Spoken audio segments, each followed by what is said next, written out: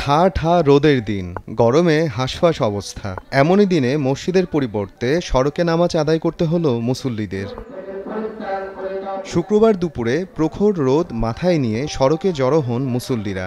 সারি বেঁধে বসেন খোলা আকাশের নিচে। সামনেই দাঁড়ানো মসজিদের ইমাম, তার মনোযোগ খুতবায়। তারপর শুরু হয় জুমার নামাজ। স্থানীয়রা জানান, ঝিনাইদহের আদর্শ পাড়ায় হাজী আফসার উদ্দিন জামে মসজিদ ও নুরানি মাদ্রাসার পাশের জমি নিয়ে চলছে বিরোধ। জমি দখল করে ইজিবাইক গ্যারেজ সহ বিভিন্ন স্থাপনা নির্মাণের অভিযোগ রয়েছে স্থানীয় আওয়ামী লীগ নেতার বিরুদ্ধে। সেই বিরোধ নিষ্পত্তি করতেই বিরোধপূর্ণ দাগের উপর ১৪৪ ধারা জারি করেন বিজ্ঞ আদালত। একই দাগে মসজিদ ও মাদ্রাসা থাকায় বন্ধ রয়েছে ধর্মীয় প্রতিষ্ঠান দুটি।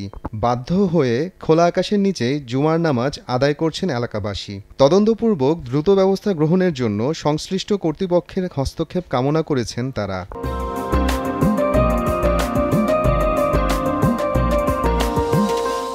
কাঙাল হায়দার এখানের কোনো কর্তৃত্ব নাই, তার কোনো টাকা পয়সা বা কোনো কিছু নাই। সে জোরপূর্বক জোর করে এই মসজিদ এবং মাদ্রাসা দখল করে নিয়েছে। আজকে শুক্রবার একটা দিন, এই দিনে আমাদের একটা ঈদের দিন, আর এই দিনে আমরা রাস্তায় নামাজ পড়তে, এটা কেমন দেখা যায়?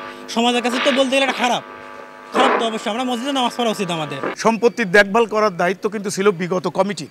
এই বিগত কমিটির কাছ থেকে জোরপূর্বক সে এই জায়গায় তার অবৈধ স্থাপনা করেছে। কোর্টের থেকে একটা নোটিশ পাঠাইছে যে অত্র এলাকায় শান্তি শৃঙ্খলা বজায় রেখে কোর্টের পরবর্তী আদেশ না পাওয়া পর্যন্ত এই অবস্থায় আপনারা ওখানে পরিচালনা করবেন, যেন কোনো গোলযোগ অশান্তি না হয়। ঝিনাইদহের আদর্শপাড়ার হাজী আফসার উদ্দিন জামে মসজিদে জুমার নামাজ আদায় করেন ২০০ জনের বেশি মুসল্লি।